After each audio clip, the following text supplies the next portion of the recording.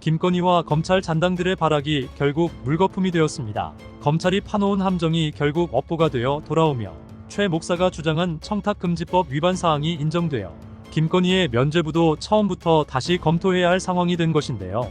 이제 김건희 방탄에만 목을 매던 정치 검사들은 손절과 공멸의 기로 위에 난처하게 서 있는 상황입니다. 앞서 김건희의 뇌물수수 혐의에 대하여 검찰 수심위는 편파적인 위원회 진행 때문에 불기소 권고로 끝나버렸는데요. 당시 참여했던 민간 위원들도 언론 폭로를 통해 검찰이 자신들의 입장에서만 모든 상황을 설명했다는 듯 발언했죠. 또한 동시에 최재형 목사가 직접 신청한 수사심의위가 깜짝 통과되어버리며 김건희의 면죄부는 보류가 되었습니다. 그런데 바로 오늘 오전 수사심의위 결과가 공개되며 김건희의 심의위에선 불기소로 털어줬던 뇌물수수 및 청탁 혐의가 이 청탁을 직접 했다고 자처한 최재형 목사의 수심위에선 기소권고로 판결되어 완전히 뒤집어져 버린 것인데요. 쉽게 설명하면 청탁을 받은 김건희는 불기소가 된 반면 정작 청탁을 한 최 목사는 기소 권고가 떠버리며 검찰이 파놓은 이 함정의 앞뒤가 뒤틀려져 버린 상황이 된 것이죠.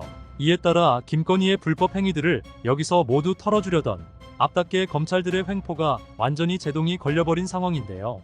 그 표결도 8대7로 단 한 표에서 대반전 사태가 벌어져 마치 영화와도 같은 반격의 서사가 모두 마련되었죠. 청탁을 한 사람과 받은 사람 모두를 처벌해야 하는 것이 청탁금지법의 기본적인 상식이기 때문에 이대로라면 함께 처벌받겠다던 최 목사의 계획이 점차 맞아들어가 김건희의 목줄을 단단히 채버리는 상황이 될 것입니다. 이를 검찰이 마냥 무시할 수도 없는 노릇이기 때문에 이제 검찰은 역대 최고로 난처한 상황에 놓인 상황인데요. 한편 정말 윤석열스러운 일이 또 벌어졌습니다. 국힘 지도부를 불러들여 만찬을 하겠다던 윤석열이 사실상 이 자리에서 김건희의 김자도 못 꺼내게 해 자리가 끝날 때까지 여당인 국힘은 윤석열 비위에 맞춰 아무짝에도 쓸모없는 시간을 보냈다는 소식인데요. 대통령실은 이 자리가 끝난 직후 자신들의 생각만 채워 화기애애한 분위기에서 여당 지도부들이 윤 대통령의 감기 등 건강을 걱정하는 모습이었다라며 씨알도 안 먹힐 말로 포장에만 급급한 꼴까지 보였죠. 하지만 바로 다음 날부터 언론들을 통해 국힘당은 윤석열이 만든 이 만찬이 시간 아까운 수준이었다는 듯 불만들을 사방에서 터뜨려 심상치 않은 상황을 연출했는데요.